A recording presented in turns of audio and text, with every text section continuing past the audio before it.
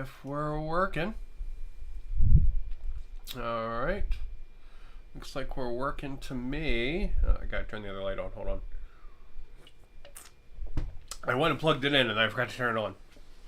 Oh. Alright. There we go. There we go. There we go. So I am all fueled up by actually sleeping last night for the first time in like a week. So today we are going to tackle some tanks. Specifically, we're going to paint a small version of this boy right here. And this is the first bolt action model I've ever painted. This is the Panther. Boom. It probably has some numbers after it. I think this is like the OS-G, I think. You see it's got Zimmerit all over it.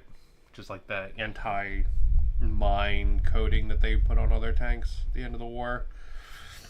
We're going to paint up some of these. But we're going to paint up a little one instead of a big old chungus boy like this. So this is the 32 millimeter size for bolt action. So if you want to see it, I think it's like a Kings of War model or something. There you go. But what we're gonna do the little Flames of War guys today. So the 15 mil tanks. So in the one box that I reviewed, you got two little Panthers. You got a Yag Tiger. I made a Yag Panther, but he's not primed. And then it's like a Yag Panzer IV, right? I think that's what this is. A weird little squat boy.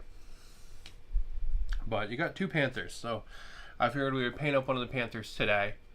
You can see I gave them a bunch of 3D printed stowage, including actually having machine guns and stuff that the model actually doesn't come with. You can see I didn't do an amazing job priming it, but good enough job. It'll get the job done. See, there's a bunch of like cool stowage. There's some like gas cans, a wire thing, a box. Right, I like doing stowage. I think it's fun. You can see this Puma here is loaded down like a mofo. Right, he's got all the gear. So when we paint them, they're going to be more like this instead of the other one. And really the only difference is that this one is using a green for the camo. This is my attempt at a German camo. It's called Splinter Tarn. And it's meant to like kind of look like a rainy forest, I guess. So the actual camo has like these little lines all through it, but they're basically impossible to do with like a brush at this scale. You probably could, but I don't think I could do it well, is what I'll say, right? I don't think I could paint it well. So I decided that we'll skip that part, but we can do the rest of the camo, and I think it looks pretty darn cool. I think it looks pretty neat. The other one, since the first model I ever painted, I used a different color that I thought looked really cool, but it's probably less accurate. So I think we'll probably do the more accurate colors today. And we're going to do one of our Panthers. I don't think I want to paint the little Nazi guy that's popping out the top in this one, even though he is magnetized. I don't think I want to try painting him on stream because I haven't tried painting any of the tiny 15 mil figures at all. So I don't know how it's going to go. So I think we're going to put him off to the side.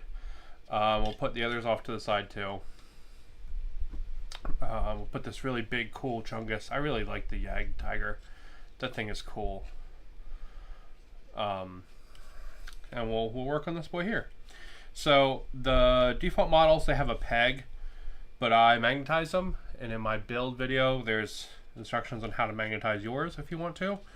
I like the magnetization because the turret sits just a tiny bit higher so that it's not going to grind anywhere on the paint.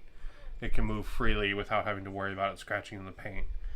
Whereas like this guy here that has the peg in it, I don't know if you guys can hear that, but you can actually hear it grinding because it's plastic on plastic. and I really don't want it to scratch the paint. So we'll probably end up magnetizing little cutie Shermans too, but these ones are all magnetized really easy.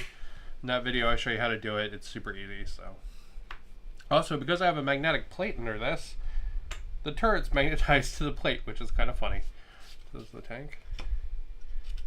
It does. Alright, cool. Let me grab some stuff. We got our water cup. So you guys don't have to stare into the water cup. Let's see. We got some brushios. And we got our handy dandy little popper palette.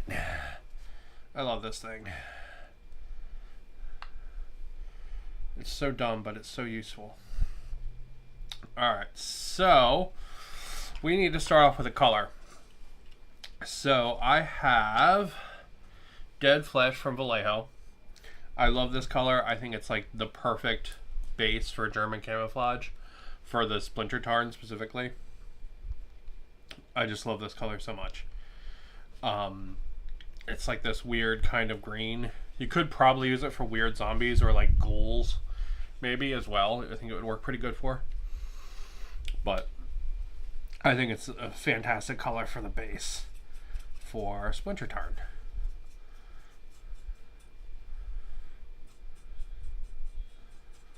Yeah, so we're just gonna slap it on everywhere, to be honest. I'm not gonna worry about getting it on anything else that it's not supposed to be on. I'm not gonna worry about anything like that. Just gonna kind of smack it all on there. Alright, we're also probably not going to have amazing coverage for the first rounds. We'll probably have to do 2 rounds, but it should be pretty good. And yeah, these little tanks are really cool. I've held off painting them this long because I wanted to put them on bases, and I was really having a hard time finding bases for them because all the files online were different from the actual official bases for Flames of War. And I was like, I want to use the official bases. Well, I finally broke down and was just like, fuck it, I'm not going to be able to use the official bases. I will just 3D print myself all my bases, which is fine. I do that for a lot of my games now that I have the new FDM printer. And by new, I mean old. Elegoo Neptune 3, I think is the one I have. Or is it the Neptune 2? It was on sale during Black Friday, and I didn't get the most recent model. I got the one step down because it was much cheaper. But now that I have that thing is baller. And I print all my own bases basically now. So like all my Kings of War models, they're all on custom bases. All my bolt action stuff is all on custom bases. Hello! I need to figure out a better way so you guys don't have to stare at my hand. Just being right-handed and having the camera on the right side is probably a pretty big fool's errand. Should probably put the camera on the left side. But yeah, I've really wanted bases for these guys. So I've held off painting them this long because I wanted to get bases. And then I found files that I actually showed off before, which are really thin. So if you look at the bases, they're really extremely thin, right? They're so much thinner than the official bases, which I think is really cool for the scale. Makes the tanks really close to the ground. And it'll make all the troops really close to the ground when I print them bases too. Because the troop bases, they came out really nice too. I got one right here. See, it's got this really slim profile. I think it's going to work really good for this 15mm little stuff. But yeah, so I finally, I tried showing off these bases before, and they all printed with like big ass print errors. When I printed them before, I was like, fuck, this is terrible, because these are really neat bases. There's a ton of options in them. I got them from Thingiverse. It's a file pack called 15mm bases, compatible with Kings of War. I don't remember who made them, I'm sorry, but that's what they are. And I, because the first time I tried printing them, I had all these print errors. And it's because the bases actually have a 1/10 millimeter tall rim that goes around the bottom of the base. So when I go to print them out in FDM, they fucking just have a conniption. Like, they can't do it.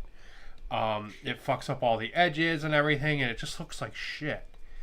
So what I did was I took these bases and I sunk them into the build plate by 1/10 of a millimeter, so that when they printed, they didn't print that stupid lip.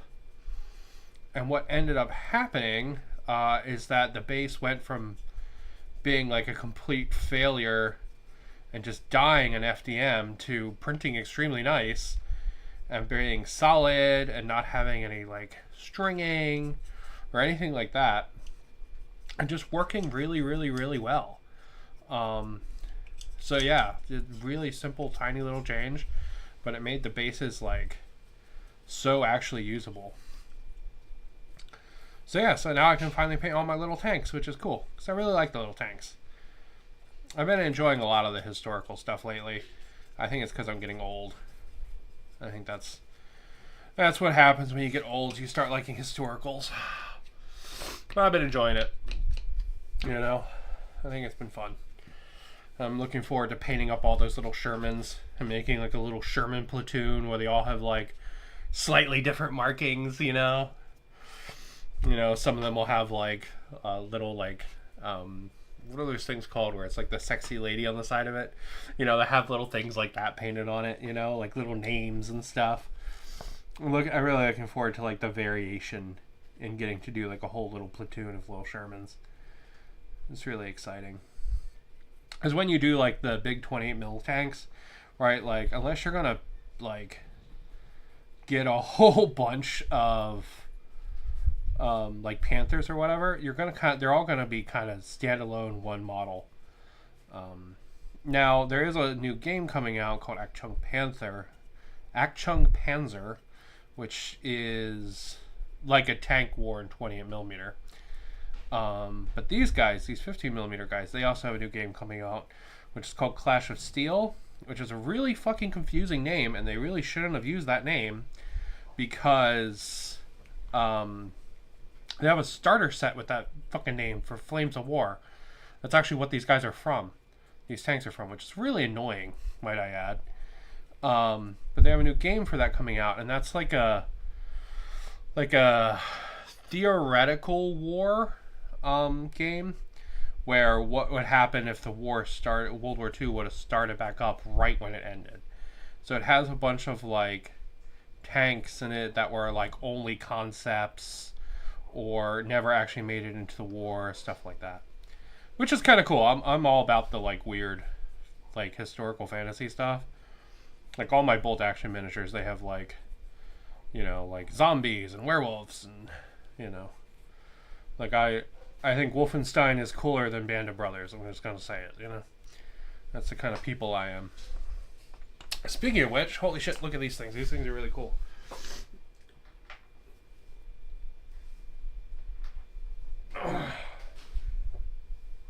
Sorry, we're derailed for a second from painting. Let me clean my brush. And then we'll check these out. So these, if you're going to support anyone on Patreon or tribes with my mini factory, like there's two groups you should support. One, you should support Station Forge and One Page Rules, because they're both amazing. And the other one you should support is Wargames Atlantic, because they have just phenomenal STLs that they put out every month, and they put out so many of them. Like you'll legitimately get like 13 different sets, and you're probably not going to like all the sets because they're probably going to be for like eras and stuff you don't use, right? But like there's some real bangers in there. So these are the Armored Samurai for their game called Death Fields. So Deathfields is like a sci-fi game where people are abducted and made to fight in this like arena of death. But these are like fucking giant robo samurai. Like people in power armor samurai with like jet boosters and all kinds of cool shit. Oh, I made a big error there. Poopy. I'll have to fix that with some paste. But they're just awesome. They have a ton of cool options, and they're just going to be phenomenal for... Man, I made another error. Dude, I made a bunch of errors. Jesus, that's all me, not on the models. They're going to be just phenomenal for bolt action, right? These are going to be like my like cool Japanese heavy support troops. They're pretty badass. Really, really happy with these.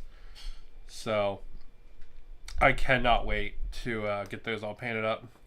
But, you know, they're going to go into my, like, fantasy unit. But Wargames Atlantic, they're out this month. Right now, you'll get them plus 12 other sets. Support them for $10 a month. It's good shit.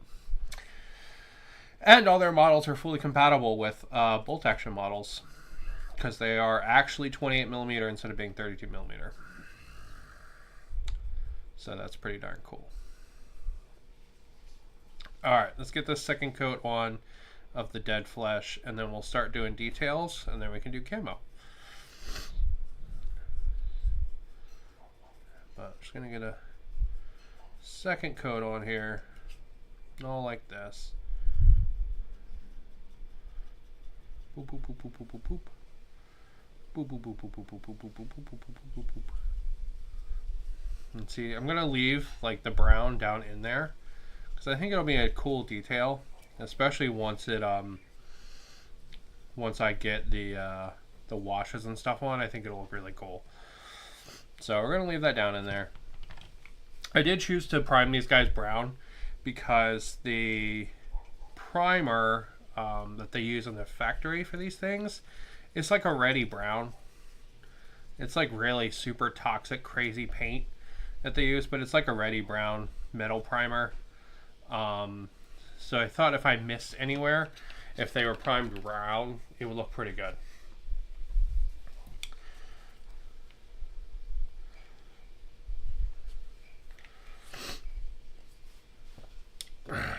You know, because there's a lot of little detail in these guys. They put a lot of work into these. So these same models are the same ones from the Clash of Steel game. Same company, even though Clash of Steel is made by a different company. They're using the models from these guys.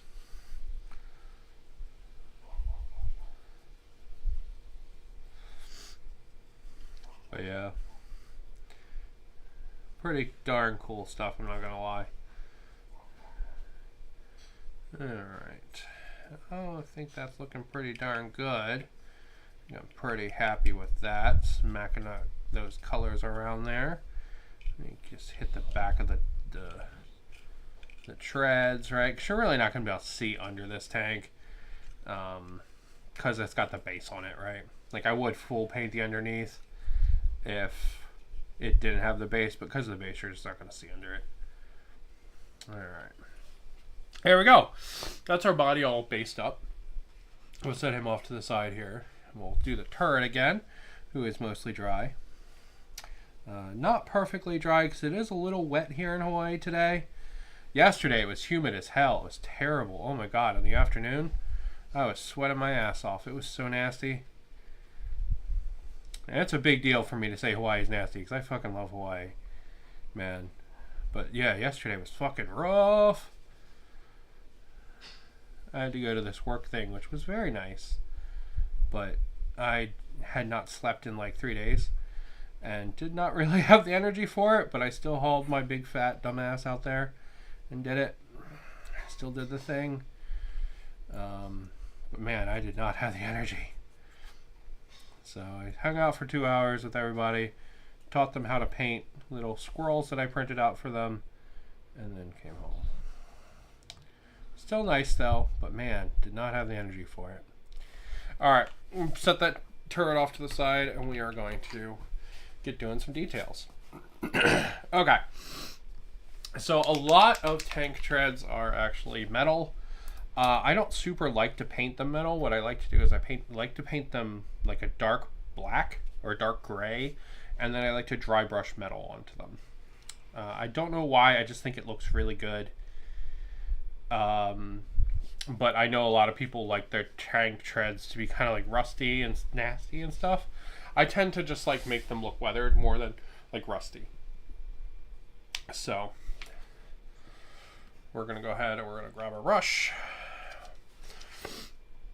and we're gonna start painting our tank treads. Now the Panther does have, like, I think they're made out of rubber rolling wheels, like road wheels, which is going to be really annoying to pick out, but we're going to do it. So when we get there, we're actually going to see all these like little wheels here on the bottom inside of the tank, right? Like, as a tank tread has three parts. It has a sprocket, which actually drives the tank and gives it like its torque, and I think torque is the right word. It gives it like its like horsepower, right? Thing that actually drives it. And then you have the road wheels, which kind of run inside the tread, and these, they basically drive inside the tread, if that makes sense. And then you have what are called return wheels, and these send the top of the tread back. So the top of the tread doesn't really do anything. It's pretty much just the bottom tread that does stuff. At least that's my understanding of tanks. I'm sure some tank master who spent 40 years studying tanks could prove me wrong, but I'm pretty sure it's how they work. So the big wheels here, these are the road wheels, right? And that's the sprocket. So this guy, he's got, I think they're made out of rubber, road wheels. So it means that they wouldn't hold paint, because any paint you put on the rubber is just going to bounce off. So we're going to have to paint the little lip on all those fucking wheels. But we'll do it. We'll do it. Now a lot of the road wheels and stuff, they're just pure metal, so you don't normally have to do that. But on the Panther, we have to.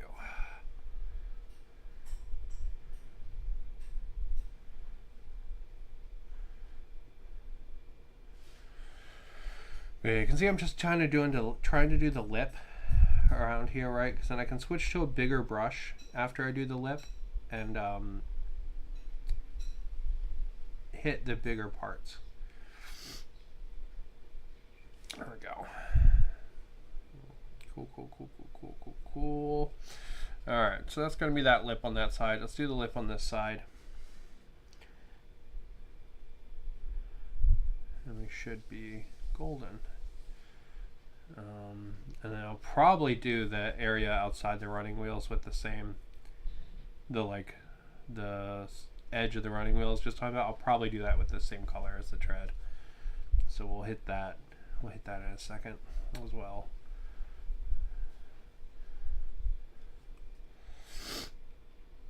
So the nice thing is, if you don't want to paint these tanks, one, what are you doing with your life? These tanks are awesome to paint. You should be painting your tanks. But two, they actually come pre-colored, so you know like which side all the tanks are on. So really you don't have to paint them, but I mean, they're really cool, so you should paint them, right? And they'll look so much cooler on the tabletop if you just put a little bit of love into them, right? And like, that's, I don't know. I will quote my idol Gary Busey, and I will say, the world is a very lonely place, so we have to breathe love into things so it's less lonely.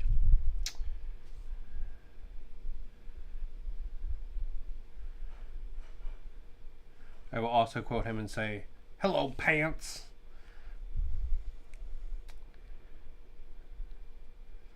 That man is a gift to this world. All right.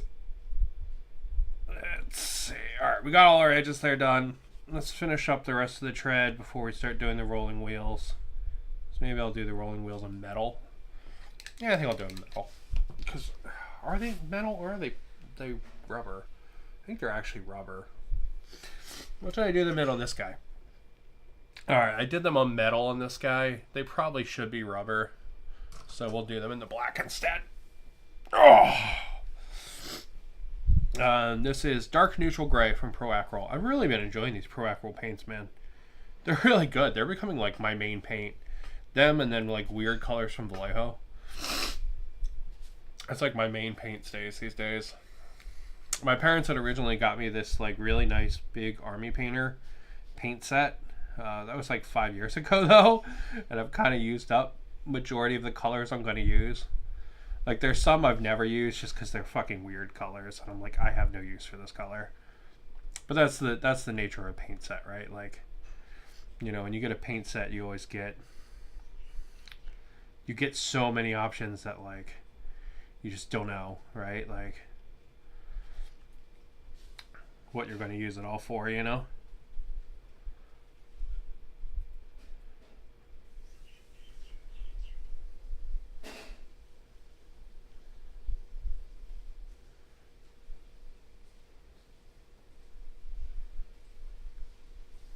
There we go. Also, if you see me like randomly kind of crying, it's not because I'm sad or mentally ill today. There are times where that would be the answer. But no, I have some kind of fucking rash on my face. And it's right on like the edge of my eye. And it's making my eye water, and it's really fucking annoying. Yeah, it's the same one that's like on my hand. You can probably see the dots. Yeah, it's the same, but I have it on my face now for some reason. I have no idea what it is. It's super annoying though, I tell you what. So I've been putting cream on it every day, and that's been helping, but man, it's really annoying.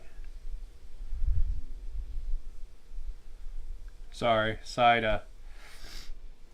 I felt a tear running down my face, and I was like, I should say something so people don't think I'm just sitting here randomly crying.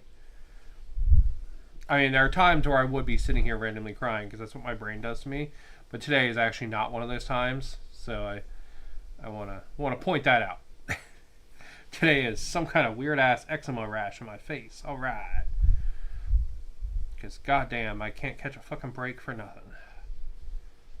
Anyway, I was talking about paints. So, my parents had got me this Army Painter paint set back during the start of COVID, and man, that thing was fucking great.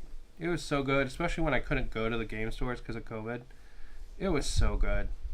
But I've used majority of it up. There's still some weird ass fucking colors I'll probably never use, but that's the nature of a paint set. You know what I mean? You're always going to wind up with some weird ones. But sometimes when you have the weird ones, it's really nice. Like, there's a color in there called Wizard Orb, and I would have never bought that color, but because I had it, oh man, it was legit. Like, just having it was really nice. But yeah. Plus, all the Army Painter paints are going away now. They're all becoming the Fanatic paints, which look pretty darn cool, I'm not going to lie. But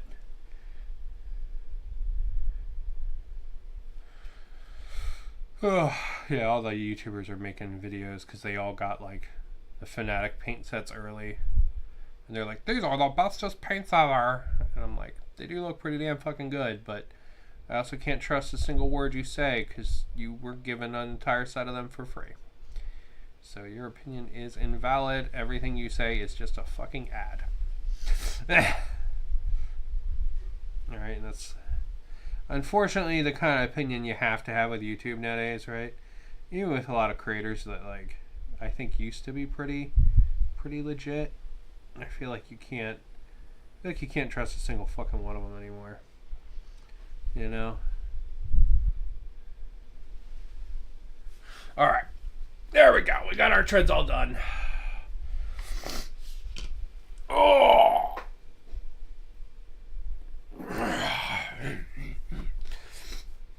Alright, let's get some other paint on the other sections of treads. See, when they had extra tread, it would actually strap it to the outside of the tank like this. One, because they needed a way to carry it around. And two, because it actually made a bunch of really nice extra armor.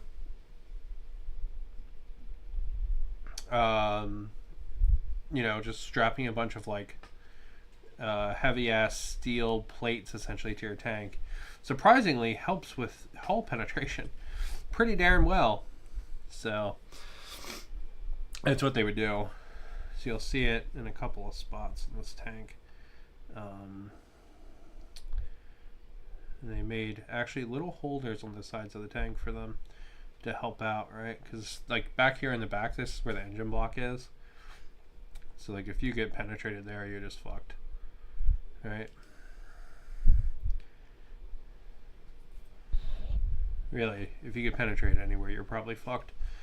Humanity is much better at building halberds than we are at building shields. Alright. But yeah, you can see like the turret here. It's got a whole bunch of these treads on it. And they needed to carry this stuff anyway in case one of the links broke. So you might as well put it somewhere useful. You know what I mean? Instead of just slapping them in a box on the back where it's not doing anything good.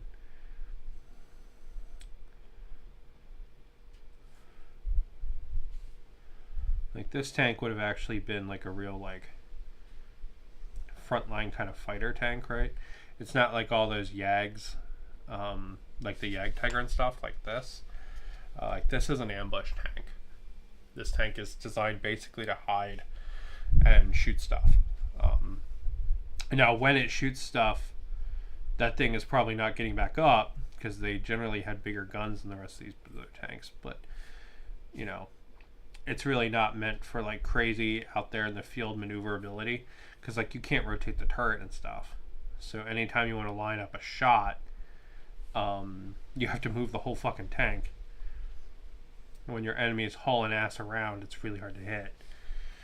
It's one of the reasons you don't really see those kind of tanks anymore, right? Because tanks generally just, they can move so fast now that like that kind of ambush is like out of place. Like it doesn't really have a spot anymore. Plus the like small arms people can carry nowadays are so fucking deadly. Like you can literally just like shoulder and just like haul around a rocket launcher that would like nuke one of these tanks nowadays, right? Like back during World War II, it would have been like a 2-man loading team and like all this thing. But nowadays it's literally just like a disposable fucking rocket. You just put the thing in the sights and pop, it goes. Right? Or you got something like a HIMAR where like it is kind of a multi-person team, but like the destructive capability is like insane because the rockets go up and then down, and no tank has like a super fortified like top, because that's not how stuff normally works. So they just fucking melt everything they hit. Alright, just cleaning up some spots. I did screw up a little in painting this tread, so we are going to have to hit this again with yellow. That's fine though. That's fine. Same thing with this wheel. You can see where I screwed up there. I'm just going to have to hit it again. That's fine. That's the point of the base coat step, you know? That's the point of the base coat step. There we go. Now we'll do the rest of this tank. We'll get in here and we'll do our wheels as well. We'll do these running wheels. But yeah, humanity's so much better at building halberds than we are at building shields. It's kind of insane, right? Like in truth, like we functionally like just care so little about human life. It's kind of fucking nutter, you know? So we're so good at building ways to kill each other, you know? We're like kind of bad at building ways to help each other.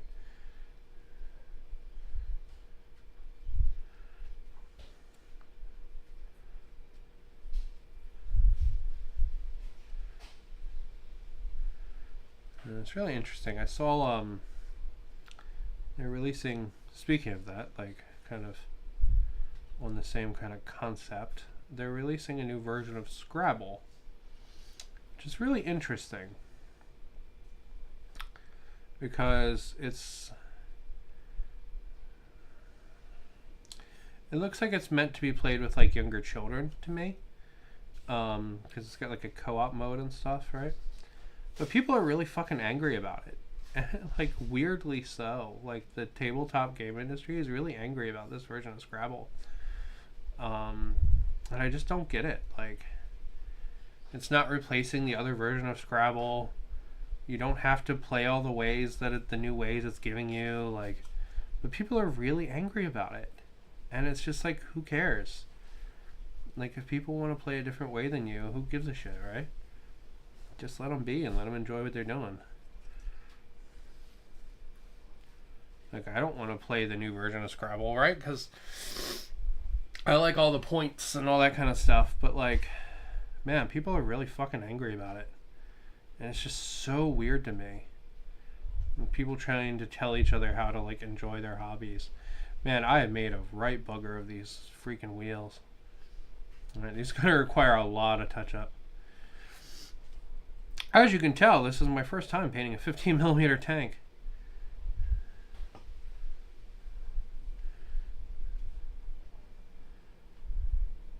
Yeah, it's super weird. There's also a ton of rage right now in the Warhammer community. There's always a ton of rage in the Warhammer community, right? Like, every week there's some freaking rage or drama or some bullshit. But there's a ton of rage because the one of the factions that was previously only male can now be women. And oh man, that pissed everybody off. Holy shit. It's been a fucking hornet's nest.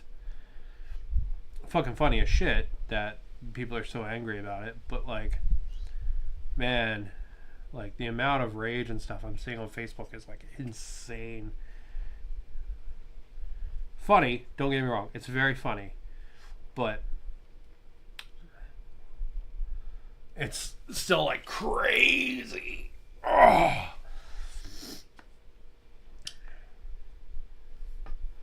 It's like, God forbid, like one of these Space Marine things can be a lady now. And like, oh my God, man.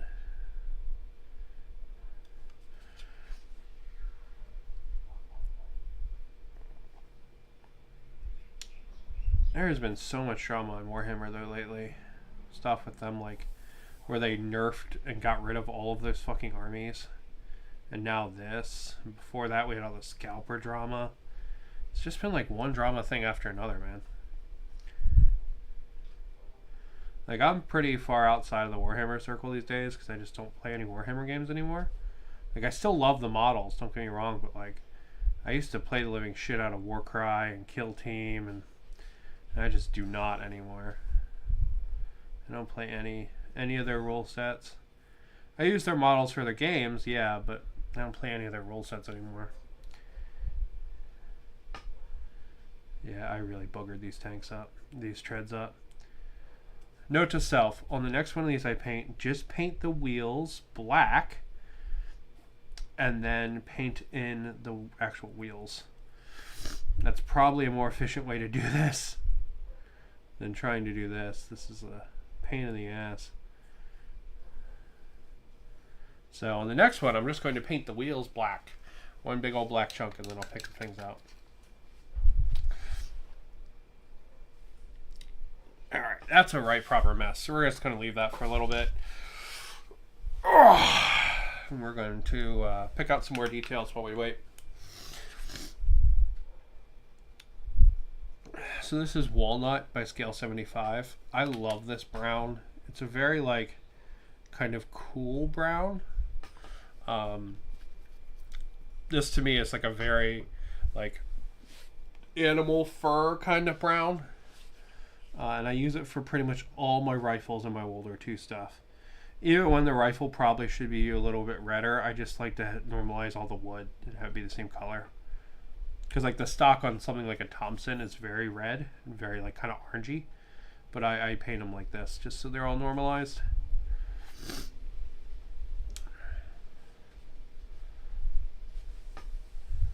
But like this makes a really good wood color for something like an M1. It does a really good job of that.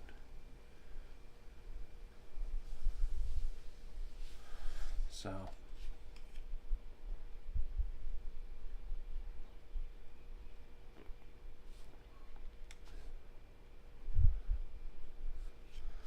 all right, so we're gonna get that all painted up there, that wooden crate. So this wooden crate's one of the 3D printed stowage items I did.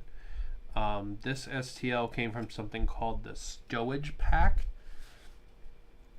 which I got off of my mini factory. No, I got off of Thingiverse. I got it off of Thingiverse. It's free. It is just tons and tons and tons of stowage.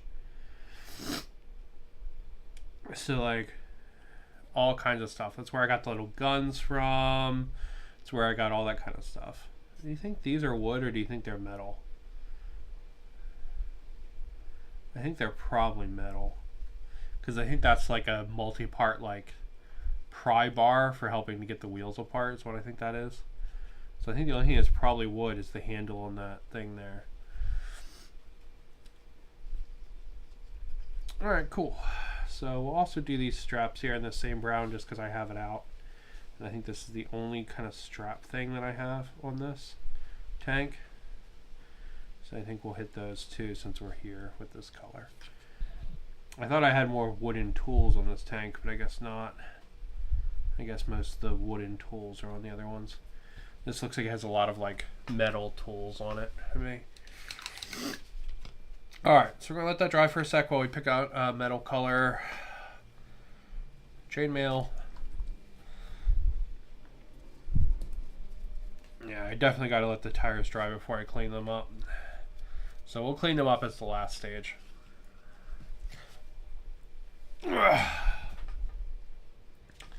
Alright, so these things might have actually ended up being like the camo color.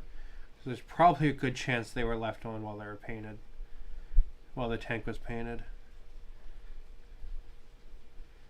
You can see I'm just going and hitting the little details there. That's all I'm doing. Get that pry bar working. Alright, let's see. This is, I think this is a tool for connecting the treads, I think is what this is. Or like pulling them apart. I think it's something like that. And I've got a winch here for taking off the wheels.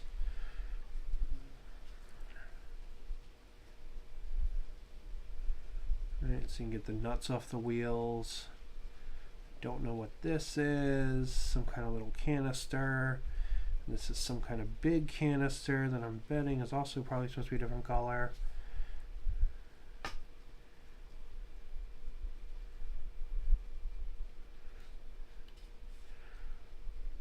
Now the fun thing about these historical models is I could, like I've done a little bit of research on it, right? But I could do more and really figure out 100% what all these pieces are. Because that's pretty fun, to be honest. It's just enjoyable to do. But at the same time, like, there's so much variation in the war. That like having a definitive answer to any of this shit.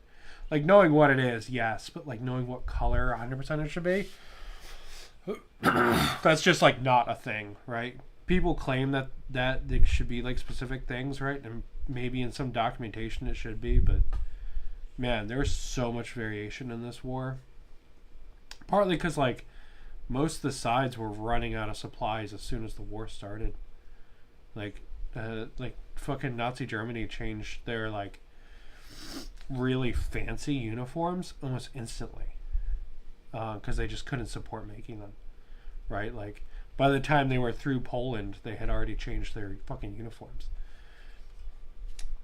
You know, that just continued throughout the whole war for really every side, which is kind of funny. No, I don't 100% want to, like, fuck it, we'll paint it in because it's gonna have wash on it. Yeah, see, these are like grates.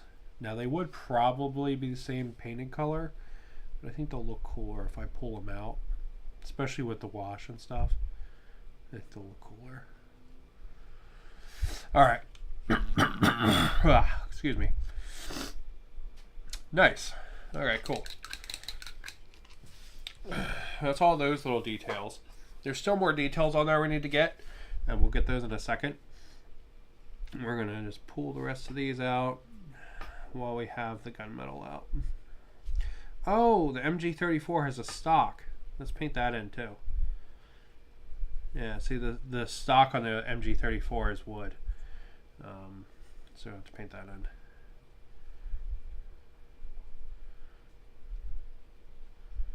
There we go. There is like a metal line around the top of this. I think we'll try to hit that.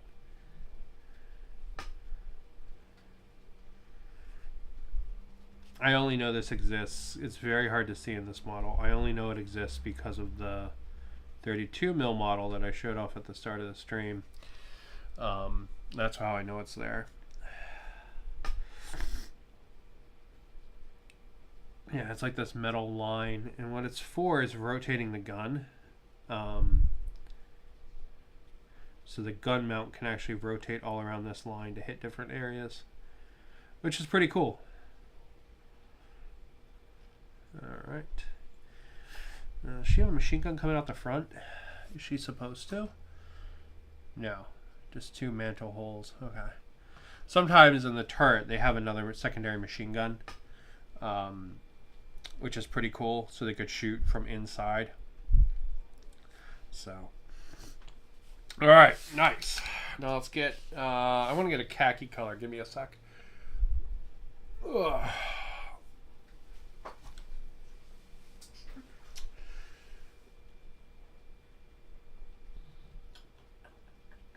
There it is. This is one of the best fucking colors in painting. This is khaki by Vallejo. This paint is like fucking impossible to find. And I'm like, this is like my 3rd bottle of it. I am like constantly almost out of it because it's just such a great color.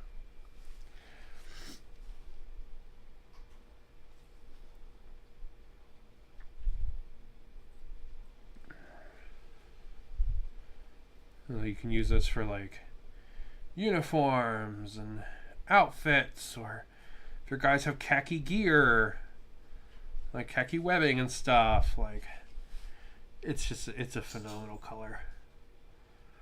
It has so many uses. Like, seriously, if you look at any kind of soldiers or anything that I have, you will probably find this color somewhere on them. It's just such a good color.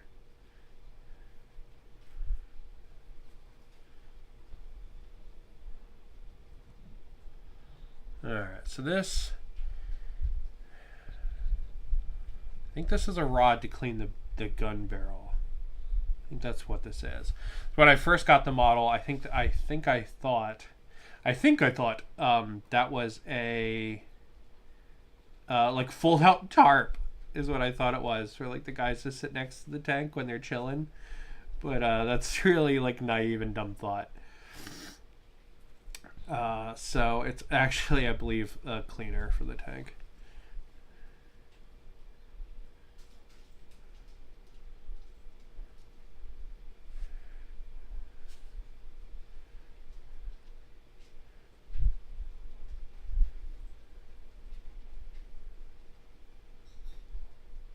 And this one actually is a tarp. So this one actually came with the models, which is nice. It's always nice when they give you stowage, because stowage is cool. It adds a lot of neat little personality to your tank, right? Because like,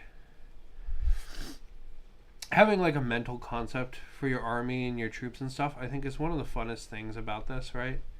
Like getting to have some kind of personality and character to your army is really neat. Like in my mind, these guys, they're remnants. Like it's like the last day of the war, right? And these guys are still kicking. You know, there's some like fucked up camp group. And they're all being led by like a mad scientist or something. You know, that's why they have werewolves and stuff. Because in my mind, the troops I have for bolt action are the same as these guys, right? Like they're the same. Just these troops are for bigger scale games than what I would play with bolt action, right? But in my brain, it's the same army. You know, it's this like mad scientist, like evil Nazi doctor army. I think that's what they are in my brain.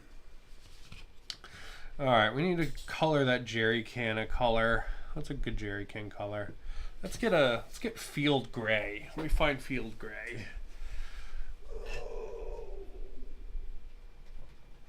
There we go. We got field gray and Luftwaffe uniform. Luftwaffe uniform is another god tier color. This thing is so good. It's like a bluish gray. It's so good. And we're gonna do field gray or field grau or Feldgrau. That's what it was. Feldgrau. This is like a greenish gray color. Sometimes called German gray. It is really good for like uniforms and stuff, like late war German uniforms. This is an awesome color. So when I paint my actual bolt action 32 guys, I mix this color and another gray color. So like I might do their pants in this, another gray color for the rest of the uniform, because you know it's supposed to be a remnant army, right? That's why these tanks are all dinged up and stuff. So like, see all the chunks taken out of them, right? Like these guys they're supposed to be remnants. They're a camp group assigned to this evil, crazy doctor.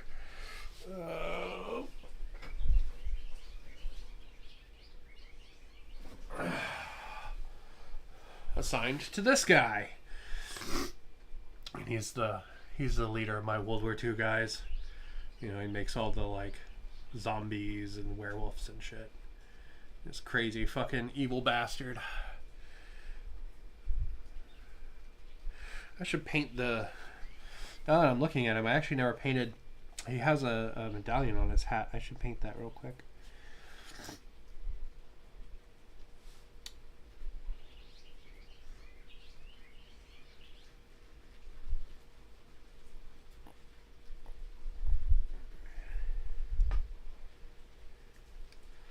There we go. Nice. But yeah, so this is my evil Nazi bastard who leads all my troops. Ugh. I'm trying to come up with like a good like U.S. counterpart to him, like a really good like Captain America kind of guy, you know. And I haven't found a good STL for one yet.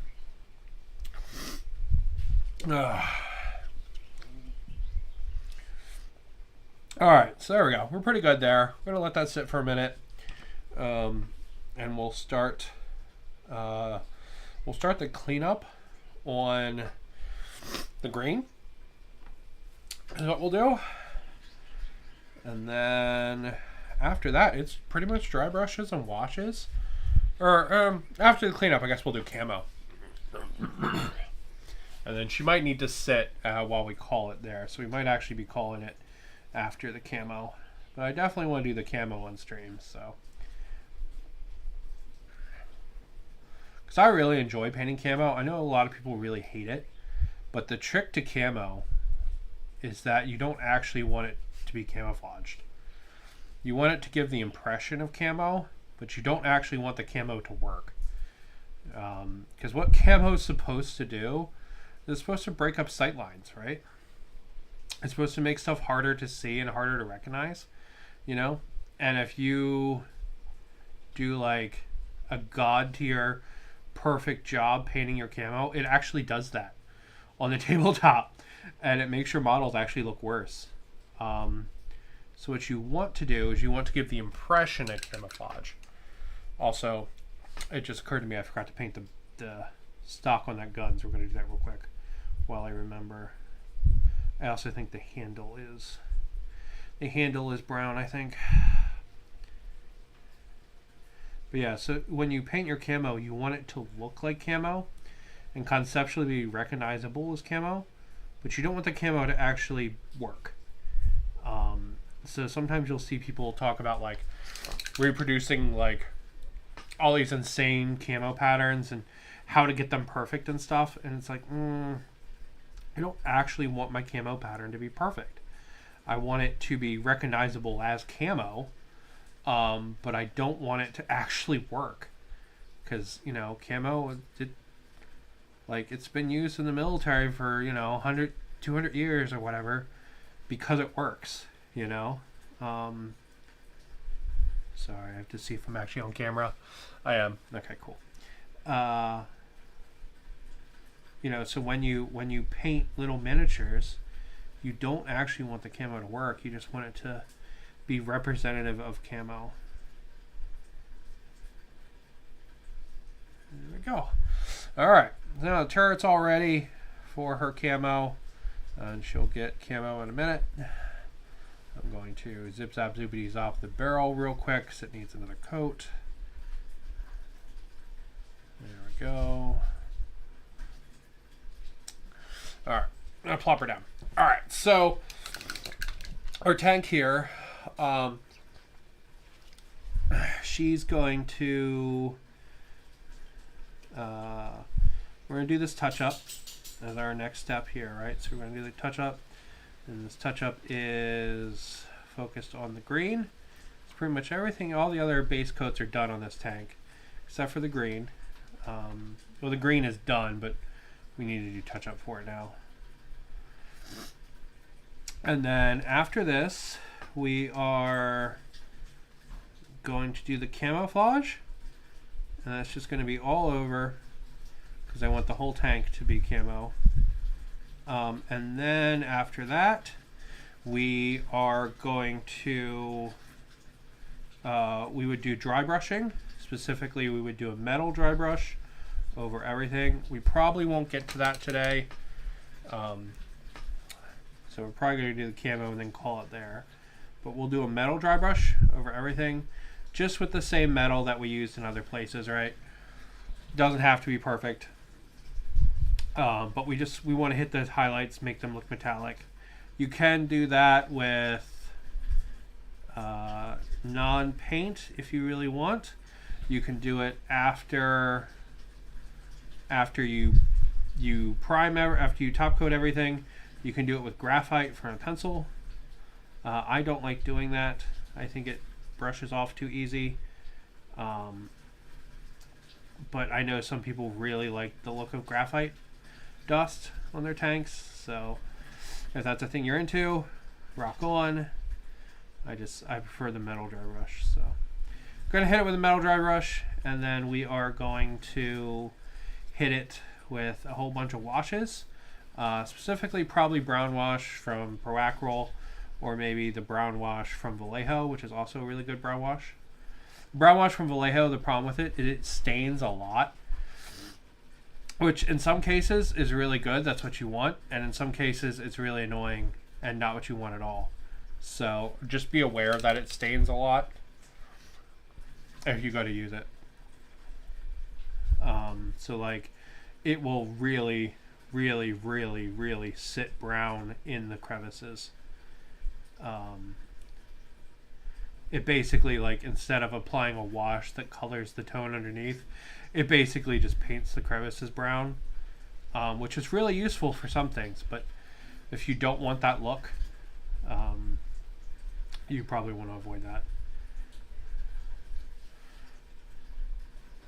It actually gives almost more like a oil wash kind of look, in my opinion, which I like a lot. I think it looks cool, but if you're not down with it, just be aware. Alright, these tires are still not going to be perfect, but they are going to get a coat of wash over them, and then they're going to get some So after our washes and after our dry brush and our washes after the camo, what I would do is I would actually take some texture paint, the same texture paint I'm going to do the base with, and I would essentially dab it on certain areas. It's going to look like dirty mud, and it's going to be any areas that I really want to be like super heavy muddy. So up in the wheel wells here, around the wheels, I'll use it to cover up any of the errors that I've made on these wheels, because I've made quite a few errors on these wheels. Like I forgot to paint that whole area right there. See that? Yep, that'll get covered in mud. And it will help. It'll help clean up because I'm doing a bad job on these wheels.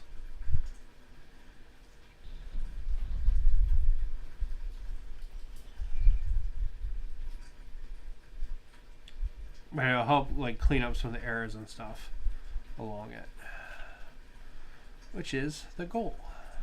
Go hit a couple more areas where I probably messed up, like this. I messed that up. Don't want that weird stain there. Hit this area. Probably missed some here in the back.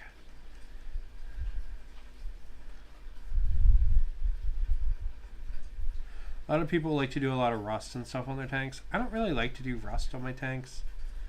I don't know. I'm just not a big... I'm a big, like, weathering guy, but I'm not a big rust guy. I don't know why. You know?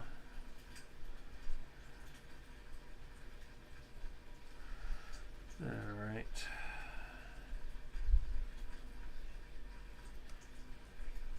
Nice. Alright. So, there she is, all cleaned up. Or as cleaned up as those wheels are going to get. They're not perfect, but they'll do the job. And yeah, that's pretty badass. So we're going to set her down, and we are going to go back to our turret. We're going to put our turret on, and we're going to figure out how our pattern is going to work. Now, this Splinter Tarn is interesting. As far as camos go for painting, because there's essentially three components to it. You have these kind of irregular green shapes, and then you have brown cuts that run through them at like angles. So you kind of have splotchy shapes, and then you have more like angular shapes. And then in addition to all of that, you have rain marks through all of the green. And there are sort of these like little gray lines that run everywhere. The ray marks are just not feasibly doable, even though they are a very characteristic part of Splinter Tarn, because they look like the splinters. They're just not very feasibly doable, in my opinion. There are people that will show you how to paint it. I just don't think it is worth the effort for the results you get. So, because they're just too fucking small to paint, really. That's just it. So yeah, so we're going to do that, and we're going to start off with our green. And our end goal is going to kind of look like this, right? So these browns should probably be a little more angular than what I painted here. So we'll try to do that. We'll try to make them a little bit more angular. The Puma's a fucking cool vehicle, isn't it? It's really cool. You know, when these first got introduced, the British were super worried about them. Because they're like, oh my god, it has 8 wheels. What does it do? And then they just realized it was just an armored car with 8 wheels. Really weird, though. There is actually a driver's seat in the back. This thing can actually drive forward and backwards. Which is kind of strange, right? So in theory, you could do this and still have it drive forward. Like, you could legitimately just drive it backwards, which is pretty cool. But yeah, the Puma is a cool vehicle. Anyway, sorry. Aside from the painted model. But that's my goal, right? So I've got green skin here. This is just any really rich green is what you want to use. So if you want kind of like nice looking, kind of like greeny green, that's the color you want to use. Did I put a piece of What was that? Oh, that was the field growl. So I've got green skin here. You could use anything, really, any green for this. This is what it looks like with kind of like a teal kind of blue. The same idea here. I like this, but it's definitely wrong. You know what I mean? I think it looks cool though. All right, so here we go. So we're gonna we want it to work in lines, right? Because they wouldn't have taken the turret off to paint this. They would have just painted it while it was assembled. So we kind of want it to work in lines.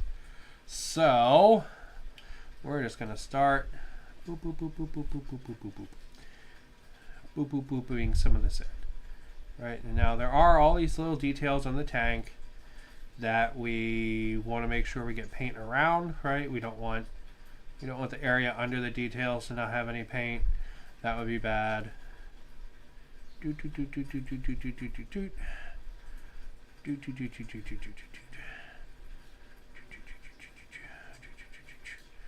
we go. All right. That's what we're going to do. We're just going to do that all over the tank. Bonk, bonk, bonk, bonk, bonk, bonk, bonk, bonk. Just kind of random, blocky green. Now this might come out looking a little chunky at first, and if it does, that's fine. We'll come back and finish painting it in right after it dries. But because we are kind of stippling it on, it shouldn't take too long to dry, but it is also apparently downpouring outside, so it might take a little longer than desired to dry.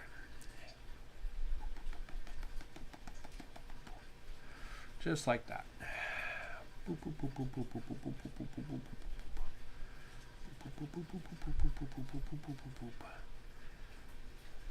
I should probably get a different brush for stippling, to be honest. This is not a very good stippling brush.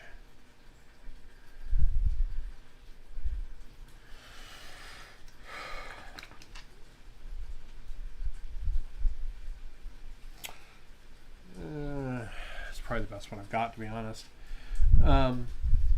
Alright, so there we go. And now we're just going to keep that same idea running down. Right?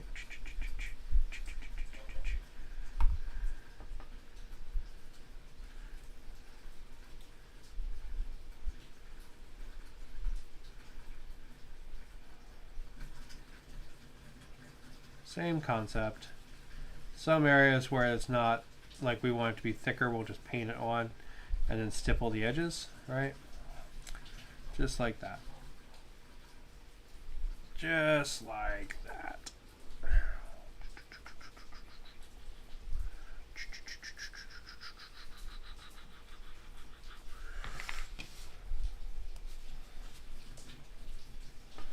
We'll get some more green out.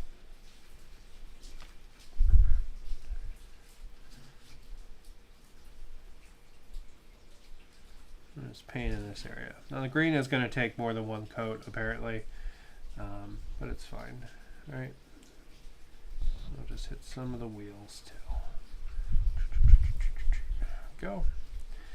All right, and then we just keep going. So do this here in green. And the idea of this camo would be to like break up the silhouette, right? So it's going to be kind of chunky, and that's kind of the goal. There we go, like that. Right, but it's all going to kind of run down from the turret. So anything that starts on the turret, I want to keep going through the tank. I don't want like the turret to be completely separated. Now everything doesn't have to go to the turret, but if it starts at the turret, I want it to keep going down. So like see this block here? This block here is not going to go to the turret. But this guy here in the corner, I want this one to run down. All right, so I want him to go down and be a big chunk.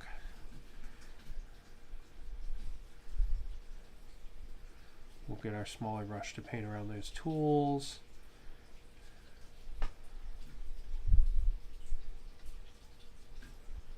Yeah, that's kind of, there we go. Right. And then we doing the brown after this.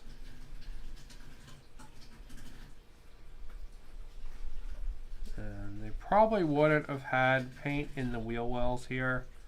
This would probably have actually just been like bare metal. But I think it looks cool, so we're going to do it.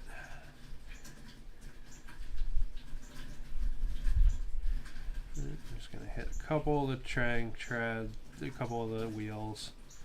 Not every wheel, but we'll hit a couple of them. Alright, let's switch to a smaller brush and hit around those tools real quick. And we'll do the rest of the wheels too while we're here. Not every wheel is going to get camo, but a bunch of them are.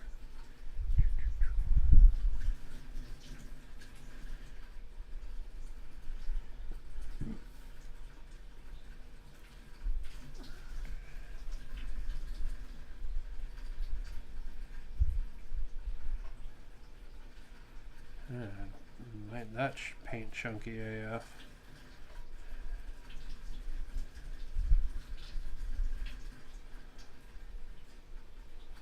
There we go. Just leave a couple of them out. I just want to get around the tools.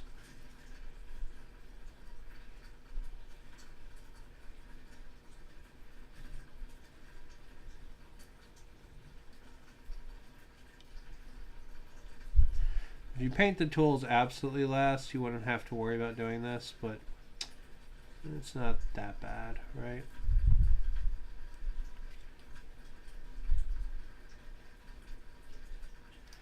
There we go.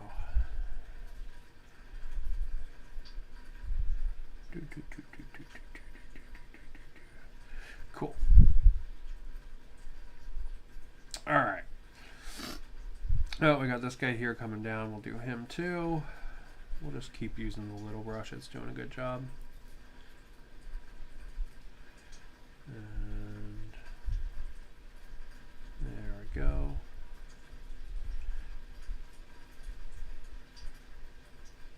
But yeah. Sorry, I had not looked up in a while. I was just in the zone doing camo, apparently. Yeah, I guess we probably should do the details after we do the camo, huh? It'd be easier to do then, that's for sure. Not that it's particularly hard the way we did it, but just an idea. Like if you don't want to have to worry about doing those details, doing the camo around those details. One, you could just have camo be in other areas and have that be the base color. Or two, you could, I guess, do the details later. Well, there we go. There we go. There we go.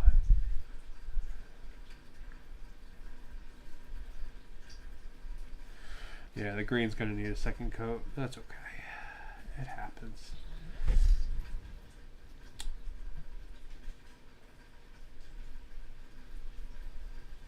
There we go. All right. Let's do like a ass section, I guess. Here, we'll do this section. Then we have to do those other wheels. Yeah, these little tanks are really fun.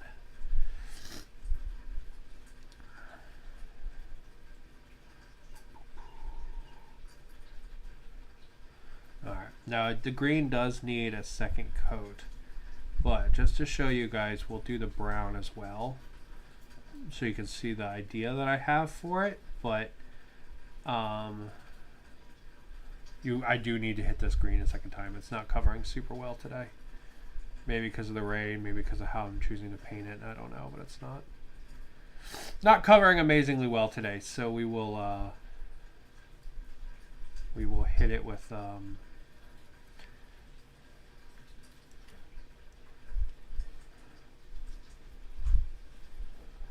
we'll hit it with a second coat.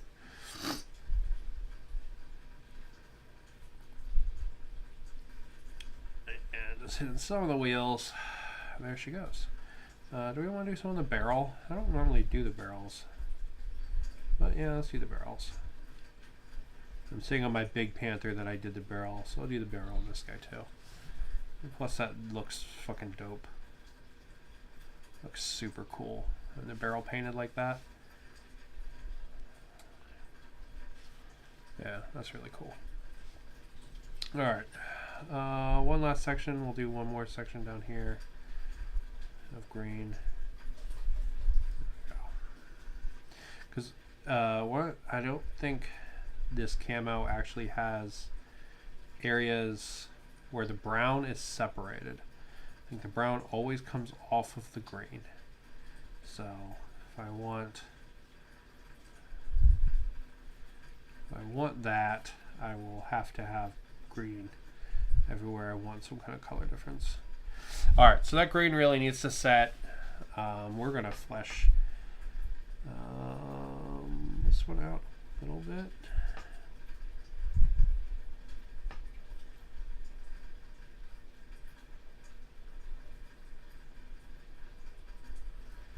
Yeah, that green really needs to set. Alright, so there's our green. So let's do some of the brown now. And we're just going to do a little bit of this because I just want to show how it's done, and then we'll probably call it. But the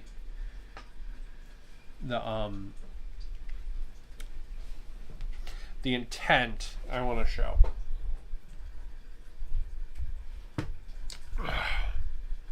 So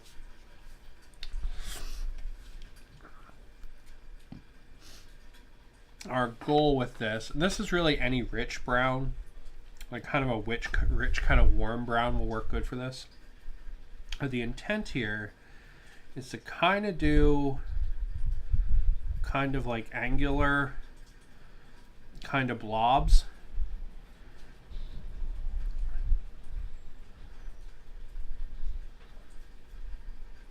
Like kind of checks like that. See how it's like kind of like an angular shape, right? That's our goal. That's what we want to do. We want to have the brown going through, connecting to the green in some way, and then being kind of angular.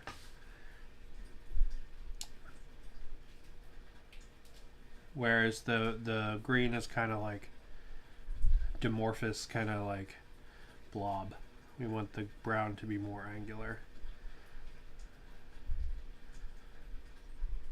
Even down here in the wheels, I'm going to do the same thing.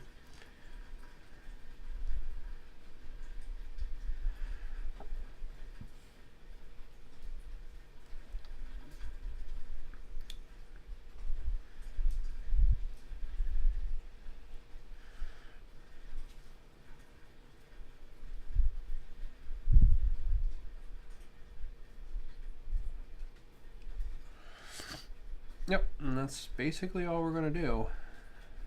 Is these kind of like check mark kind of splashes through it. The green does need to set though, or I'm going to run into a problem. I'm going to run into problems with it if the green doesn't dry better. So, but yeah, that's the goal. That's the goal. I need to let it dry as I put more paint on my brush to paint more sections because I'm just fucking excited about painting it. But the green needs to dry, and the green needs a second coat really before I do this. So I'm going to call it there. But the intent, as you can see, is to always touch the gray. You did notice that I did fuck that up on the other wheel, but that's fine. I'll add green to it. The intent is to always touch the green and to get kind of a like more angular shape out of it. Right, so things like check marks, things like Z's, you know, they're good kind of starting points. So what I'll do is I'll let those angular shapes sit, and then I'll come in and I'll stipple the edges, right? And you'll wind up with something like this. Now you can see like the Z there on the back. You can see like just kind of like little lines sort of all over it. And that is how I do my tanks. Got a piece of doggy hair on there. Puppo is in all my work. Boom, boom, boom. But yeah, so once that all sets, I'll finish up the camo and everything, and then she'll get washes. Or no, then she'll get dry brushing, and then she'll get her washes, and she'll be done. But yeah, I can finally paint my little tanks now that they got bases, and that's really fun. I guess let's put it... So this is what the camo is going to look like. That's why I had the Puma over here. I guess let's put it next to the Big Daddy tank in 15 and 28 mil. There you go. But I'm going to go ahead and call it there, as I am getting hungry and I want some lunch. And she needs to dry anyway. Like, I'd have to start working on another tank, essentially, at this point. So I'm going to go ahead and call it there after an hour and a half. We always have a fully painted tank, and we are ready to rock. But thank you guys for watching, and